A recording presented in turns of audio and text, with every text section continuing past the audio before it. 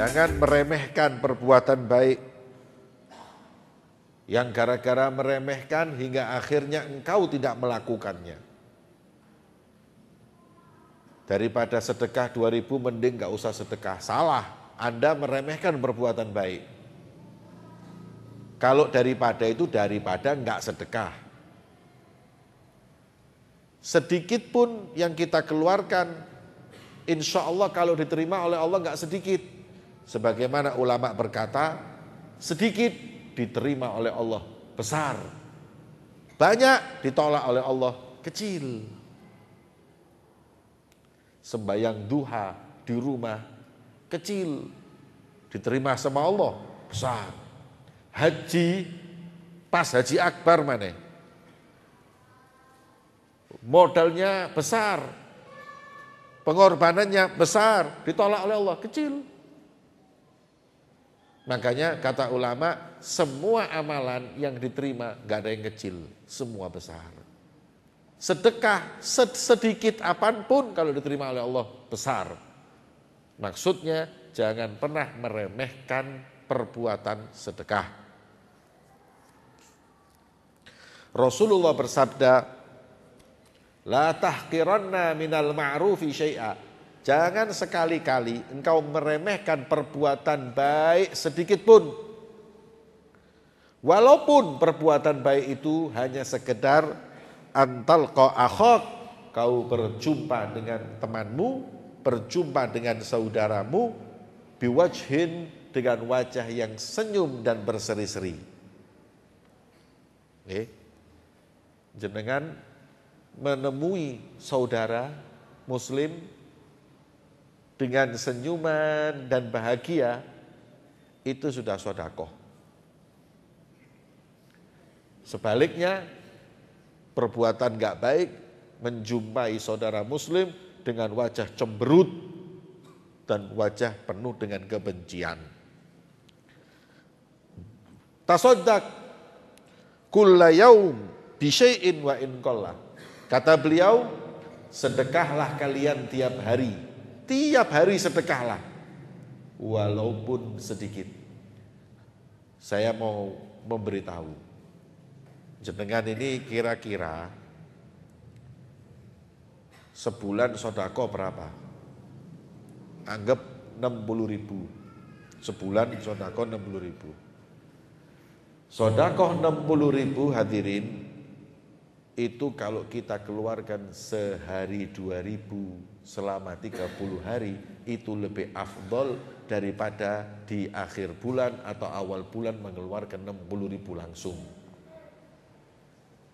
Kenapa? Karena ketika kita memulai hari dengan sedekah walaupun cuma 2.000, insya Allah menjadi tolak balak, pencegah datangnya balak musibah bagi kita. Makanya dikatakan bahwa Rasul bersabda, fa innal bala la yatakhatta shadaqah. Sing jenenge musibah lan bala enggak akan melewati, enggak akan mendatangi orang yang sudah bersedekah. Ya. Maka itu kata beliau artinya sedekah menjadi tameng, pemisah antara kau dan orang yang menginginkan keburukan kepadamu. Sedekahlah, benisuk berangkat kerja, berangkat sekolah 2.000. Sedekah 2.000 setiap hari, tapi istiqomah itu lebih afdol daripada setiap akhir bulan 60.000. Padahal jumlahnya sama. Kenapa? Karena dengan tiap hari sedekah itu seperti wirid yang istiqomah, itu jauh lebih baik. Wa idza waqafa sa'il 'alaik. Hadirin yang dimuliakan oleh Allah, apabila berdiri tukang pengemis di hadapanmu, fala taruddahu khaiban walau bi syai'in yasir. Jangan kau kecewakan, berilah dia walaupun yang sedikit, walaupun hanya sedikit. Pengemis ya, Nanti kalau dalam Islam itu pengemis itu ada syaratnya. Bukan pengemis ada syaratnya, meminta itu ada syaratnya, bukan pengemis. Islam nggak ngajarkan ngemis. Cuman kalau kepepet harus minta, maka boleh meminta dengan syarat. Satu, persyaratan ngemis. Rukun ngemis. Sing cita-citane jadi tukang mis catatan iki. Pertama, tidak mempunyai kemampuan untuk bekerja. Kakinya putus, kaki dan tangan putus, atau maaf nggak bisa melihat, nggak bisa kerja, itu boleh ngemis. Kalau sehat walafiat bugar ngemis nggak boleh. Bahkan semestinya kita nggak boleh memberi dia. Karena kita akhirnya mengajarkan dia untuk malas. Jadi syaratnya pengemis, kalau mau jadi pengemis satu, harus dia orang yang tidak mampu. Yang kedua, adamul ilhah. Napa adamul ilhah? Tidak boleh ngoyo. Apa ngoyo itu? Bukan. Ilhah itu gini loh. Nyuwun Pak, sepuntene nyuwun Pak, sepuntene nyuwun Pak, ngotot. Apa? Hah? Bukan maksa, maksa itu ngene. 10.000 apa tak sablek kon. Iku maksa. Apa? Ilhah itu apa? Dedes. Nah, mungkin dedes. Dedes lebih tepat. Ilhah itu nggak boleh. Jadi kalau orang sudah ngomong, saya nggak ada, maaf Pak, itu sudah nggak boleh dia maksa. Itu persyaratan mengemis. Dedes itu nggak boleh kecuali Allah. Kita mendedes Allah, ilhah. Gusti nyuwun Gusti Allah. Oh seneng. Innallaha yuhibbu min ibadihil mulihin. Allah paling seneng nek ningali hambane sing dedes njaluke.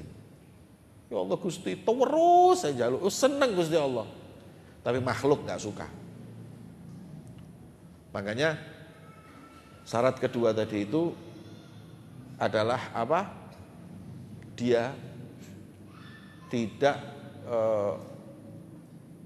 bahasa Indonesia mendedes ya bicara. Dia tidak mendedes.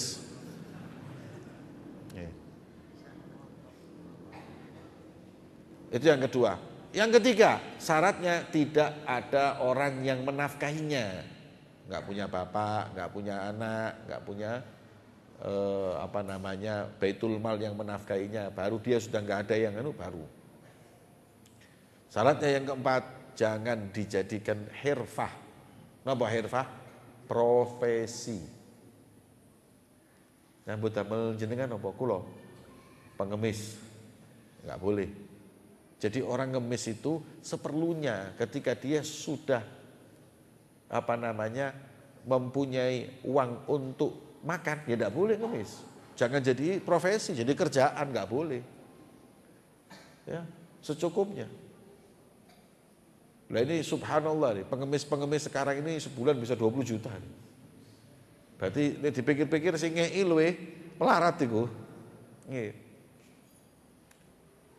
Karena ngemis di jalan ini semua jadi profesi akhirnya, itu tidak boleh. Ya. Maka kalau apabila persyaratan tadi itu tidak ada, jadi dia memang cacat, nggak ada yang menginfaki, ada kemudian tadi itu bukan profesi karena memang butuh dia. Kalau apabila berdiri di hadapanmu, jangan kau tolak sia-sia, kesian. Berilah walaupun sesedikit apa yang kau mau punya. Nih. Tukang mis datang, nyuwun Pak, ngapunten Bu, kalau duit cilik. Jari pengemisnya gede gak apa-apa Pak.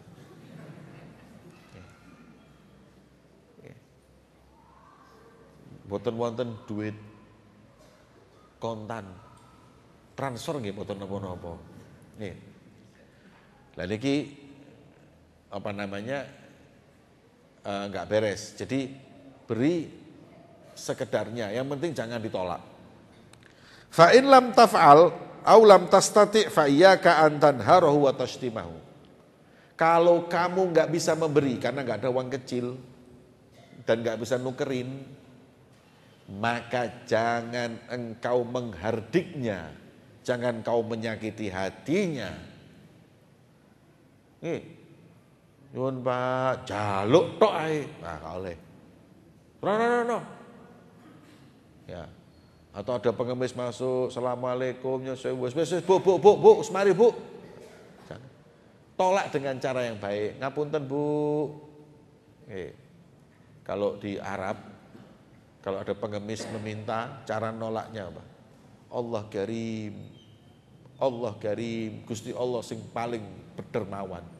Manane njaluk nang Gusti Allah aja nang aku. Lewat yang lain istilahnya begitu. Nah, kalau di sini apa? Sepuntene Bu, sepuntene Bu, ngapunten Bu, sepuntene Bu. Baik. Jangan la tanhar iyyaka an tanharahu. Jangan kau hardik dia. Baik. Au tastimahu. Welek melarat jalukan wae. Wah wis. Tak boleh.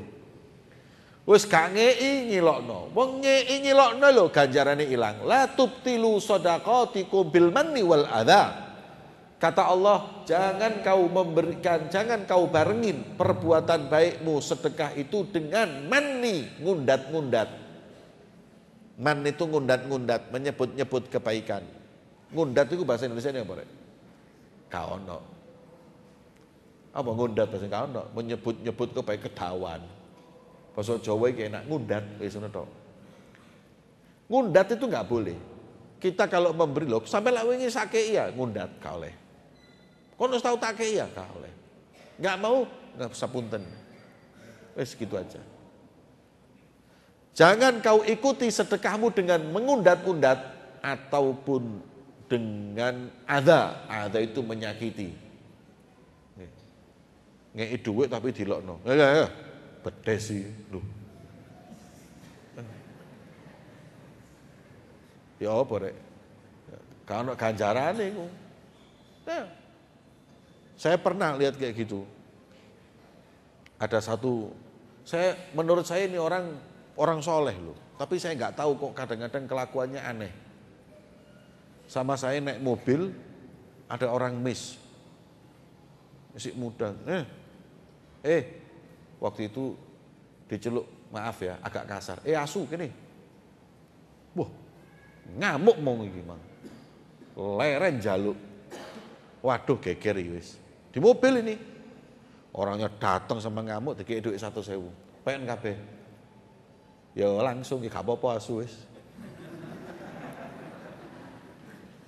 Saya masih ingat itu kejadian tahun 2003. Berapa tahun yang lalu?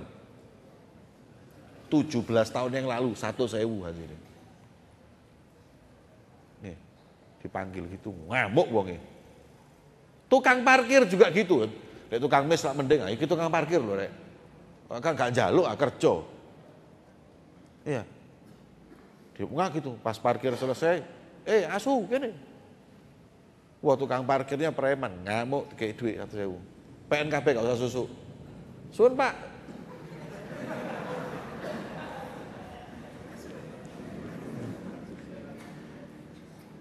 Padahal yang dia perbuat itu kan ganjarane wis nyakiti hati orang. Cuman wong ikut pengen ngamuk, pikirnya daripada ngamuk gak oleh apa-apa, iki oleh 100.000 lah lumayan arek. Ya. Kemudian wasrifhu anka birifkin wa wajhi talqin.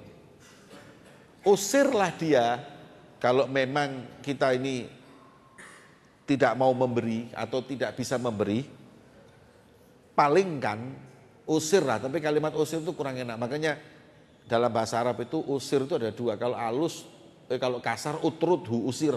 Nek alis isrif itu palingkan. Istilahnya usiran sing halus, birifqin dengan lemah lembut, ngapunten Bu, sepunten Bu. Wa wajhi talqin dan dengan senyuman.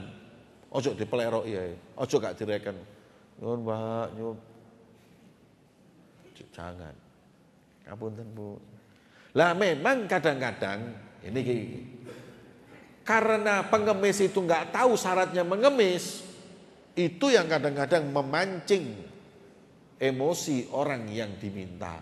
Ya tadi itu dengan ngotot, oh itu apa, oh Pak, kadang-kadang megang-megang. Biasanya ngotot itu teng ziarah-ziarah. Pas wayahe ziarah-ziarah wali-wali niku wong pengemis-pengemis itu kadang-kadang kelambi tarik-tarik. Nah itu kadang-kadang mancing emosi. Ya kalau kita mau sabar itu lebih afdol. Ya. Atau kadang-kadang ada sebagian tempat pengemis-pengemisnya ya sak ngemise ya sak nyopeti. Nah ini bahaya. Tapi kita husnudzon aja. Kecuali kalau memang ketahuan ya loko. Iya. Oh, mestinya dipotong kok tangannya itu.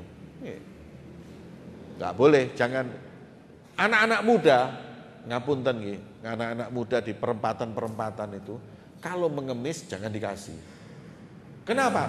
Dia tidak masuk syarat pengemis. 2, kita tidak mendidik dia untuk kerja. Yes. Tapi kalau kita kasih, nggak apa-apa. Husnudzon. Mugi-mugi berkati duitku iki tobat wong iki. Gila tidak. Kecuali kalau tahu bahwa uang itu dipakai untuk maksiat, haram Anda memberi. Di perempatan itu ono sing njaluk duit, Pak. Duit, Pak. Kayak apa? Kubam, Pak. Kayak ngombe. Jangan dikasih. Haram Anda kasih. Dan kalau perlu memang sampai nggak perlu lah tanya. Wis lek duit-duit mbok kei kepingin kei kayak ono niatono. Iki wong ini orang bukan pengemis. Tapi saya hanya berharap mungkin dengan saya bantu uang halal saya ini dia berubah menjadi orang baik. Dia berubah menjadi orang soleh. Insya Allah niat-niat yang bagus. Tapi kalau itu anggapanmu adalah membantu, tidak. Karena apa? Hakikatnya dia bukan pengemis. Kalau pengamen, lain lagi. Pengamen bukan pengemis. Pengamen itu adalah tugasnya menghibur. Sampai dihibur dengan lagunya. Jadi dia itu minta ujroh. Minta apa? Bayaran yang seikhlasnya. Jadi pengamen itu bukan pengemis. Ya, tapi mestinya pengamen yang seperti itu tuh yang apa ya? Yang elegan lah. Di alun-alun, nggih mix sing apik. Ya, kalau saya di Hong Kong, di Singapura, di Australia, pengemis di jalan itu hadirin keren-keren ngono nggih, sound system-e apik ngono. Nggih. Sound system-e bagus, gitar listrik, nggih mic nyanyi di dalan. Di Kuala Lumpur, seperti itu. Orang jalan ngasih uang, ngasih jalan. Dia menghibur, dia nggak ngemis. Hiburan saya monggo sampean regani, nek gak yo gak. Tapi ada orang yang dia itu mengamen, tapi mengamennya gak jelas belas. Gitarnya gak jelas. Gak sebasetol duntak ngono iki.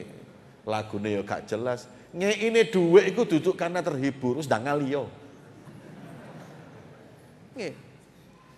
Orang kan terhibur baru kasih duit. Ini enggak, lagune gak jelas, suarane fales, gitare gak karu-karuan. Nah yang seperti itu tuh hanya apa?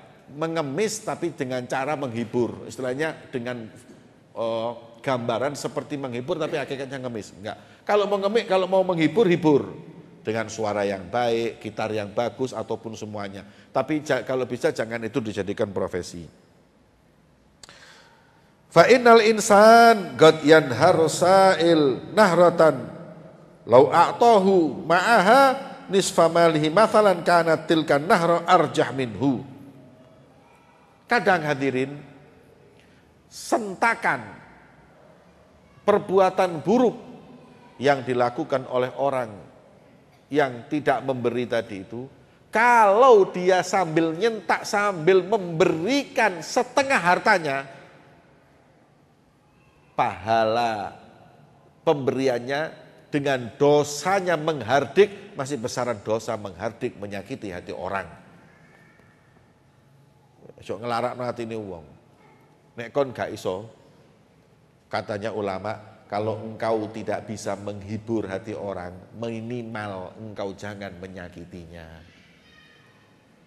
In lam tastati idkhala surur, kalau kamu nggak mampu memasukkan kebahagiaan di hati orang mukmin, minimal jangan kau sakiti hatinya.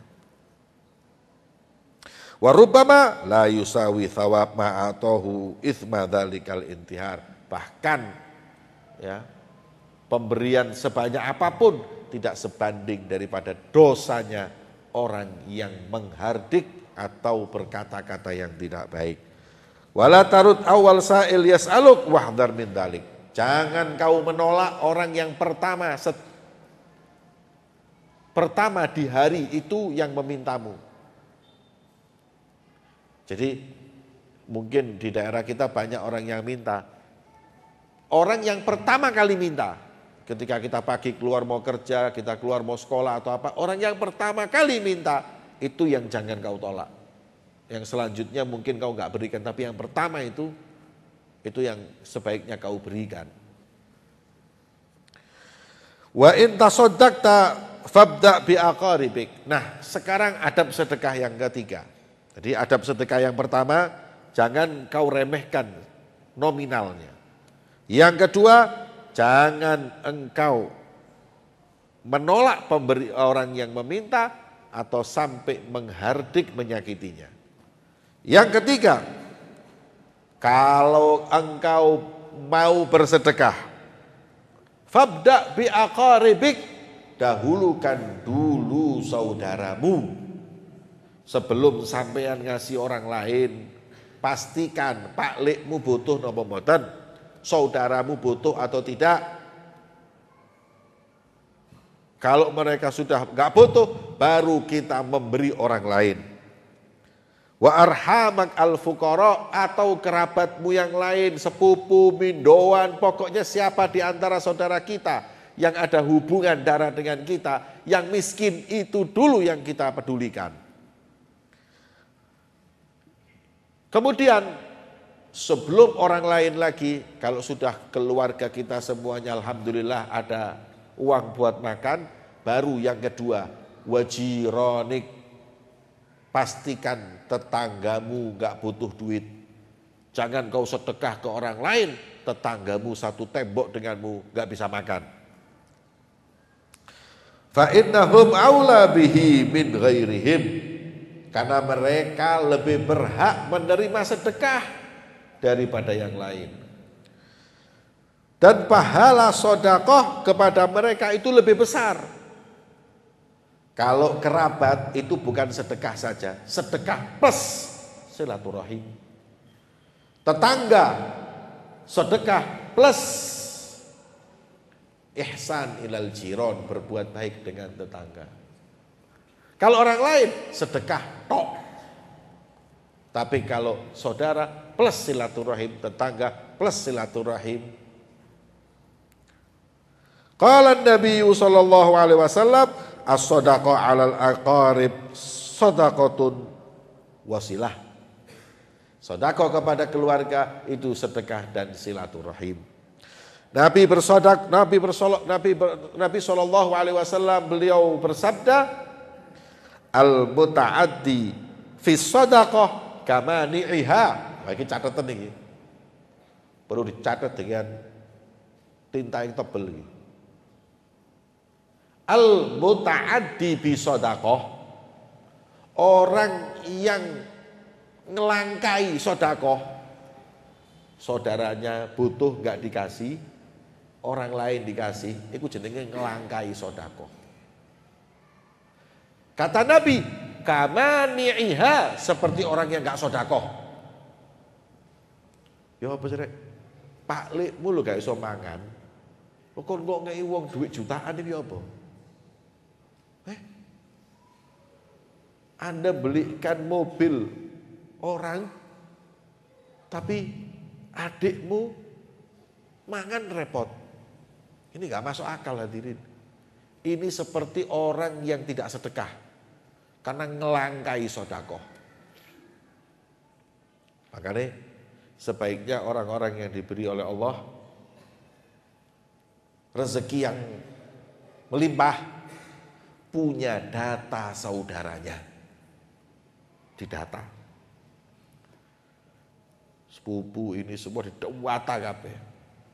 Selesai ketika mau sedekah mau apa, lihat dulu ini orang-orang. Iki kerjane mapan, iki semuanya sudah. Yang enggak mapan mana ini? Ini ditinggal berapa wis berarti ini. Ya. Tiap bulan kasih mereka dulu, sisanya baru kasih yang lain. Tetangga ataupun yang lain. Napa malih dulur sak tanggane pisan. Nah, itu lebih didahulukan. Wa minat ta'addi an tu'ti shadaqatik lil ajanib wal abaid wa anta ta'lam anna aqaribak wa jiranak ahwaj ilaiha. Begitu pula kata Nabi, orang yang ngelangkai sedekah memberikan uang kepada orang lain, tetangganya jejer omahe gak iso mangan, enggak boleh. Sampai Rasulullah itu bersabda, kalau kamu itu masak, tetanggamu itu sudah mambu, bau masakan, iki biasa sing di kampung. Kalau hidupnya nggak di kampung kan gak mungkin arek mambu rek. Nggih, tapi kalau di kampung itu kan bau. Kalau apabila kamu memasak dan kamu tahu tetanggamu nggak bisa makan, maka perbanyaklah kuahnya. Jadi masih rada apa? Rasanya hambar, nggak bisa nggak apa-apa. Yang penting bisa sedekah walaupun sekedar sedikit daripada kuahnya. Okay. Maka itu tetangga itu penting. Kalau kita mampu, tetangga kita nggak mampu, perhatikan. Kecuali kalau memang tetangga kita nggak mau kerja, masih muda, yaitu tadi. Okay. Kalau orang itu kalau muda nggak ada hambatan, males, jangan dikasih. Kesian dianya. Terbiasa dengan kemalasan. Kita ini umat Islam punya penyakit males. Makanya doa kita setiap subuh wiridul latif itu wa na'udzubillahi minal kasal. Aku berlindung kepadamu ya Allah dari sifat males. Nggih. Kula niki ningali nate gadah napa tangga. Tangga kula niki wong Cina. Wong Cina niki nek subuh iku wis tangi. Jendela rumah dibuka, tabir dibuka. Saya ini bingung. Nggih. Tapi kok gitu. Saya tanya, Om kalau pagi kok saya lihat sudah subuh itu sudah bangun. Jendela dibuka semuanya. Jarene wonge, ngapunten.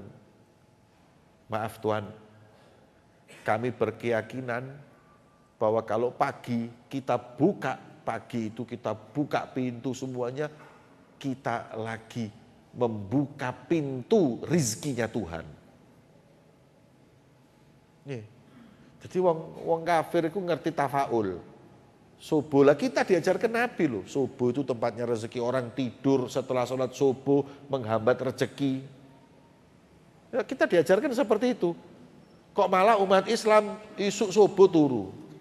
Mereka itu jam 10 sudah tidur, jam 9, jam 10 sudah tidur. Kita umat Islam jam 11 jagongan, main remi. Terus kepingin soge, itu kok nanti caranya soge. Makanya jangan malas, ya, jangan jadi pengemis, jangan meminta, malu. Orang itu harus punya sifat yang namanya iffah.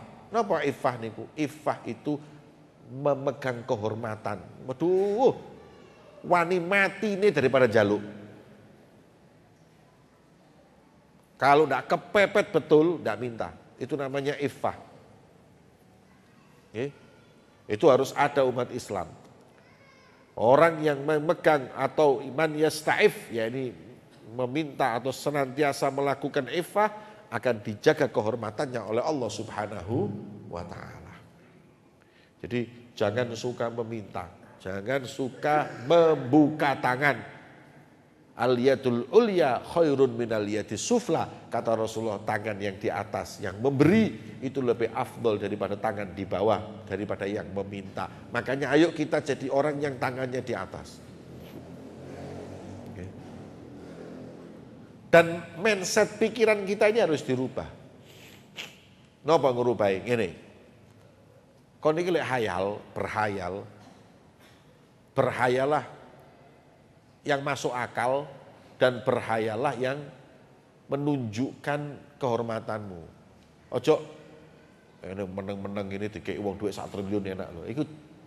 Iku berhayale jadi pengemis. Nggih. Nek berhayal ngene. Lagi halusinasi, berhayal. Kok moro-moro aku ngeduk tanah iki metu masih, itu sih lebih mending.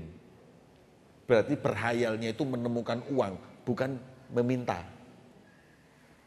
Betul. Baik tak apa kayak kadang-kadang kan orang rezeki itu datangnya nggak diduga-duga. Saya pernah baca di Instagram ada orang beli barang bekas, di dalamnya dilihat di barang bekas itu di dalamnya ada peninggalan zaman apa dijual miliaran. Tukune mek 200.000. Oleh duit miliaran. Ini lah lumayan ya, Rek. Nih. Atau seperti yang kemarin saya baca di Instagram, ada turis dari Qatar. Turis dari Qatar berangkat ke Jepang. Jalan-jalan di Jepang, dompetnya hilang. Mau bayar hotel, nggak punya uang. Mau ke bandara naik taksi, nggak punya uang. Dompetnya hilang, nggak ono KTP, nggak ono kartu, nggak ono duit, entek kabeh wis. Gak duit dulur. Bingung, ketemu satu orang Jepang, dia cerita bahwa saya barusan kecopetan, uang saya hilang. Saya mau pulang gini. Saya cuma butuh uang 3,5 juta buat bayar hotel sama taksi. Sopo tinggali duit rek, gak jelas gini. Masih turis ya. Tapi ini orang Jepang ini husnudzon. Ya wis, saya kasih 3,5 juta. Saya minta rekeningmu nanti kalau saya sampai di negeri saya ya pikiri wong iki ya lek balik ya alhamdulillah, gak balik ya wis ketemu maneh durung tentu. Wong iki wong Qatar, iki wong Jepang, kapan ketemu nih? Dikasih uang 3,5 juta. Ini loh uang 3,5 juta. Waktu itu bentuknya yen. Ya. Dia pakai bayar hotel, langsung dia ke bandara, tiketnya sudah siap, dia pulang. Untung paspornya masih ada. Sudah hadirin. Dapat seminggu, kaget iki wong Jepang ini. Masuk uang di rekeningnya 7 miliar. Bingung. Dicari, nggak taunya orang yang kehilangan duit niku mau anaknya satu amir rojo di Qatar kono. Tapi dia nyamar dadi wong biasa. Masya Allah. Kula niku bayang coba aku ya. 5 juta gak apa-apa, gak usah 3,5. 6 juta gak apa-apa. Nek ro ngono. Tapi lek ro gak dibalekno ya aja sampe rek. Nggih. Dapat 7 miliar, kaget wong iki dan terus menulis dia cerita ini di Facebooknya. Ya. Dia menunjukkan bahagia. Lo padahal dipikir-pikir semestinya orang seperti itu semua lo. Orang butuh, Anda kasih duit, terus Anda ditransfer 7 miliar. Hanya kalau yang biasanya 7 miliarnya enggak di dunia, 7 miliarnya di akhirat. Karena apa? Dengan sedekah dilipat gandakan oleh Allah. Kon ngei duit 1 juta dilipat gandakno. Lipat gandakno piro? 100 kali lipat, 100 juta sampai 700 kali lipat. 700 juta sedekah. Bisa lebih dari itu, tergantung Allah 7 miliar, masuk kalah mbek wong kotor, wong Qatar. Maka daripada itu Ini hanya yang kelihatan, yang kontan di dunia. Tapi sedekah juga diberikan seperti itu, tapi di rekening akhirat. Makanya hadirin, syarat adab sedekah yang ketiga adalah jangan ngelangkai. Adab sedekah yang keempat, alaika bisadaqatus sir. Kalau sedekah sembunyi-sembunyi, kecuali zakat. Nek zakat rame-rame gak apa-apa di masjid, bareng-bareng gak apa-apa karena memang itu kewajiban. Tapi selain zakat, sembunyi-sembunyi. Qad warada anna thawabaha yudha'af ala thawabis shadaqati dhahira sab'ina dhi'fan. Dalam riwayat disebutkan, Anda memberi sedekah sembunyi-sembunyi, dengan Anda memberikan sedekah di depan orang, tapi tetap ikhlas, walaupun depan orang tapi ikhlas, pahala yang sembunyi-sembunyi 70 kali lipat. Kon ngeki dhuwit wong 10.000, ganjarane ya 10.000 dipengno 100 piro sak juta iku mau. Tapi ketika Anda sembunyi-sembunyi dikalikan 70 juta. Minimal 70 juta. Uang 10.000 dikembalikan 70 juta minimal. Karena sembunyi-sembunyi. Rasulullah bersabda, shadaqatus sir tudfi'u ghadabar rabb. Sedekah yang disembunyikan itu manfaatnya adalah memadamkan kemurkaan Allah. Gusti Allah niku wis salatmu ya mbok tinggal. Sik ngrasani wong, delok sing haram, lek delok ngono iku rasane kudu diazab, tapi gara-gara sedekah sir memadamkan kemarahan Allah. Saya pernah mendengar riwayat cerita dari seorang ulama lulusan Aljazair. Beliau cerita seperti ini. Saya dengar cerita ini dari almarhum Al-Habib Segaf bin Mahdi bin Syekh Abu Bakar. Pondoknya isinya 14.000 gratis, mangan ngombe barangkali gratis, 14.000. Awak 200 remek ngene apa 14.000. Bayangno kan. Nggih. Niki 14.000 santri gratis. Mangani wong sakmono kuwi apa? Ini pondoknya dia. Beliau pernah pengajiannya cerita. Tapi saya sampai sekarang belum lihat kitabnya. Mungkin ya belum karena saya belum banyak baca kitab. Jadi nas kitabnya saya nggak lihat. Anda tahu Samiri? Samiri niku mungsuhe Nabi Musa. Megelno lho Samiri. Samiri ku megelno pol. Nabi Musa itu punya saudara namanya Nabi Harun. Kakak adik yang lebih tinggi Nabi Musa makomnya, ulul azmi. Nabi Harun nggak masuk, kakaknya. Nabi Musa itu siang malam dakwah ngejak uang kenal Gusti Allah, bertauhid kepada Allah. Sampai suatu saat Nabi Musa itu pengen menyendiri, kepingin istilahnya kholwat, mendekatkan lagi sama Allah. Maka menugaskan saudaranya Harun untuk meneruskan dakwah dan menjaga. Harun, aku ape kholwat 3 wulan. Bareng ngono balik. Ya. Pokoknya suatu saat, beberapa saat, anggap 3 bulan. Atau setahun lah. Aku tak setahun ngilang. Atau napa? Nang gunung. Lapo kholwat. Mendekatkan diri kepada Allah. Titip-titip umat iki sing wis mlebu Islam wis wakil iki. Titip-titip jogon pengajianmu sing istiqomah. Siap. Berangkat Nabi Musa. Nabi Musa berangkat, setahun pulang. Ketika Nabi Musa berangkat, Samiri ini ngambil kesempatan, mumpung Musa gak ono. Harun iki kalem gak kayak Musa, nek Musa iku tegas. Ya, sebut dalam Al-Qur'an Al-Qawi dengan sebutan sang kuat, nekat, wani Nabi Musa itu. Ya, Fir'aun yang ditantang. Ketika Nabi Musa itu pergi, Samiri ini kurang ajar. membuat ejil, kembali lagi membuat berhala dari emas. Kemudian pernah dia melihat Nabi Musa itu naik buruk. Ketika Nabi Musa naik buruk itu ketika berangkat, saking cepatnya tanahnya itu gerak. Tanah yang dibuat pijakan itu gerak. Jadi bergerak gitu. Diambil Samiri, disimpan.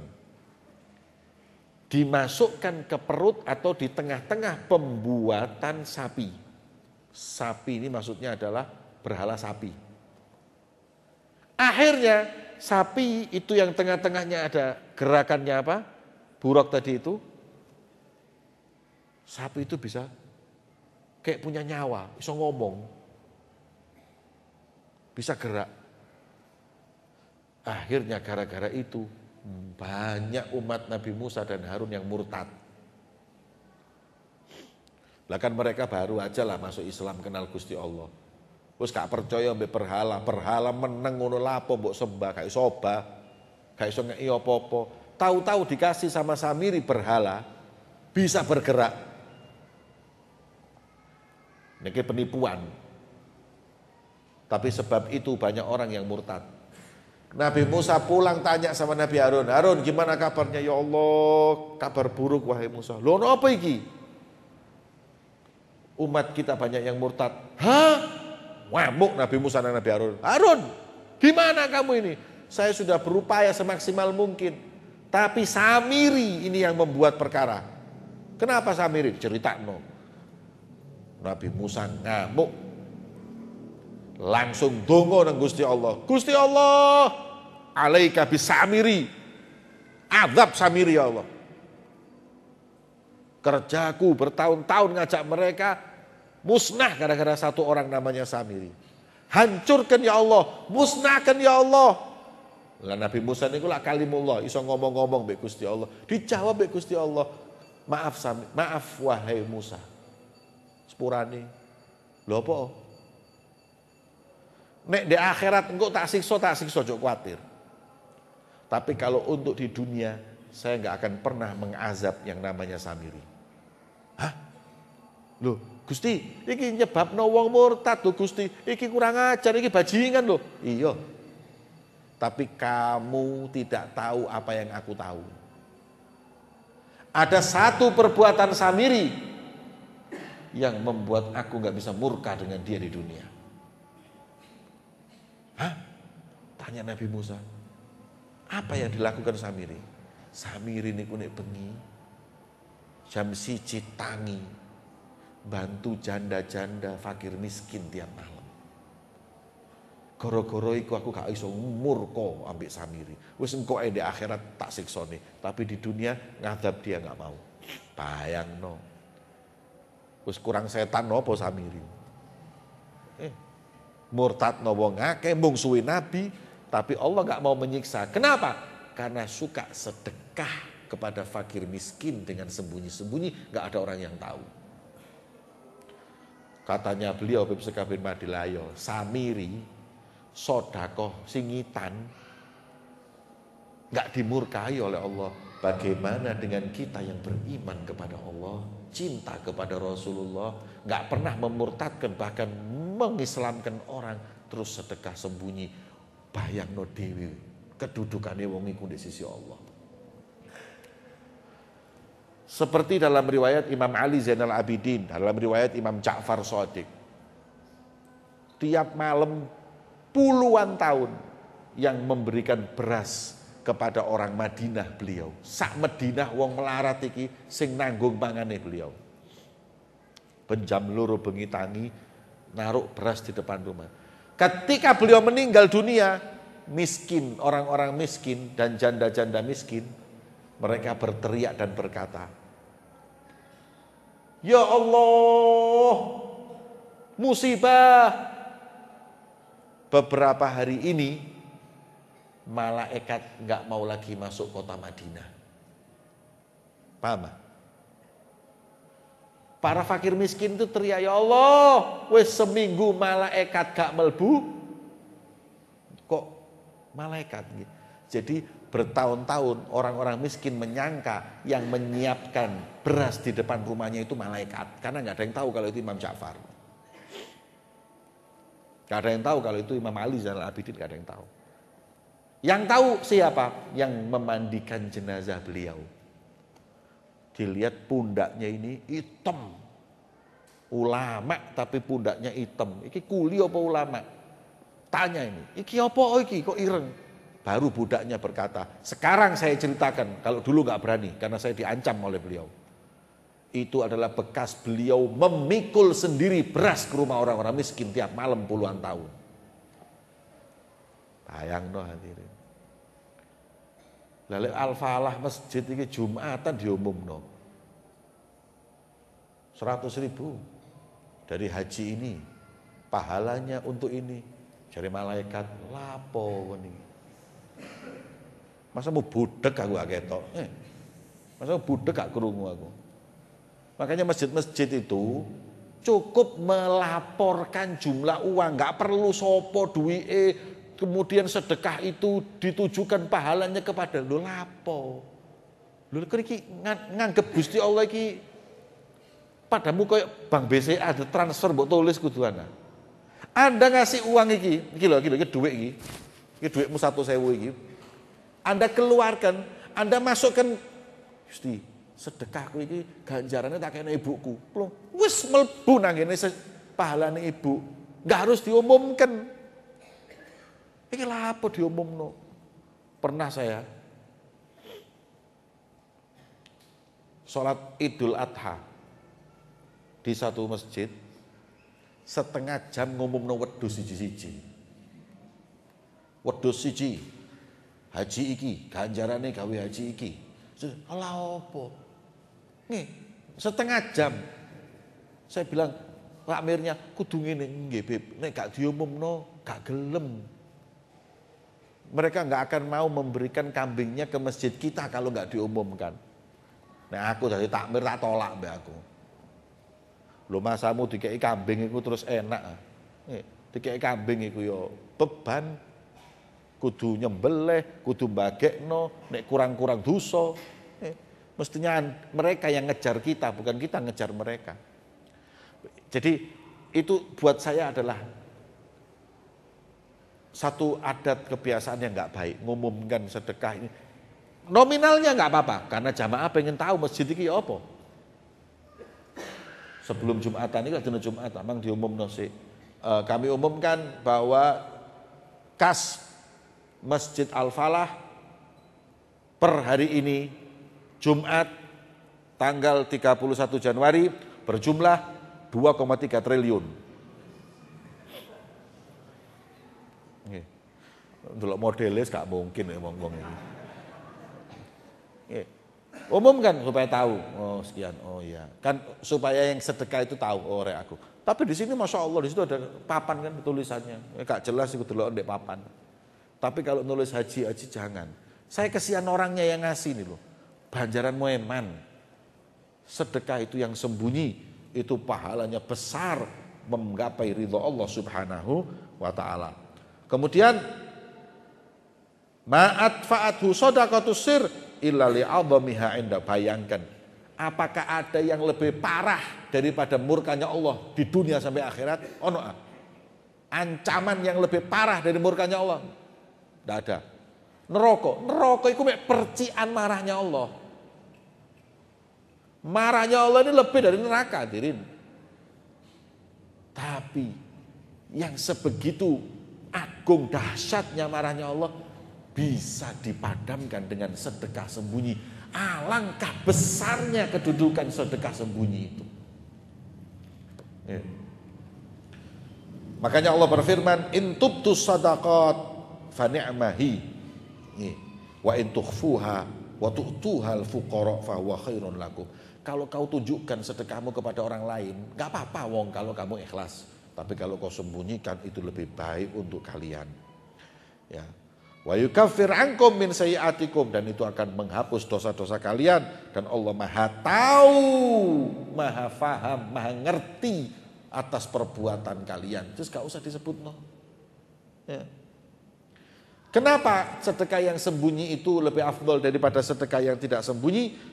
Kata ulama, karena yang sembunyi hampir pasti keikhlasannya. Beda dengan yang tidak sembunyi.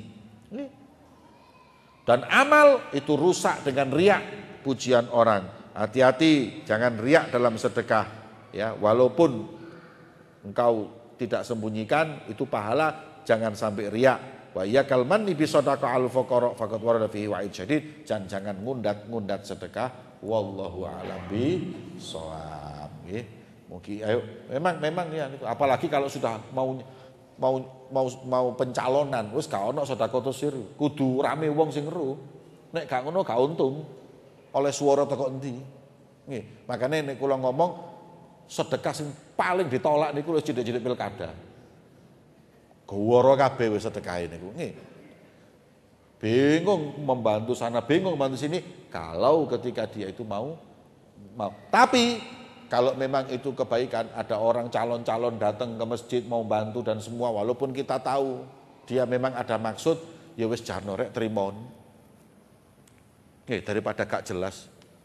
Iya, terima tapi jamaah harus yang cerdas. Saya selalu ngomong di jamaah saya itu kalau duduk dengan pejabat, saya duduk dengan calon pejabat, bukan berarti saya mendukung dia atau sing basa rada keren titik niku. Rekomendasikan. Rekomendasi. Merekomendasikan ndak, saya hanya dai berdakwah dengan siapapun. Jadi kalau ada orang di sebelah saya foto terus jangan itu didukung Beb Jamal. Wah, yes, kayak repot rek. Kayak ngono ya repot. Aku lihat foto wong bingung kabeh saiki. Kan ndak pokoknya dengan siapapun saya duduk foto itu adalah ajang dakwah. Bukan karena apa? Karena sama sekali saya tidak pernah ikut dalam dunia politik. Begitu pula para ulama kita, kiai-kiai kita mulai wis didatangi orang bukan berarti dukung. Ya, dukungan itu terserah antara jenengan dengan pribadi Anda sendiri, tanggung jawab di sisi Allah Subhanahu wa taala. Bisirril Fatihah.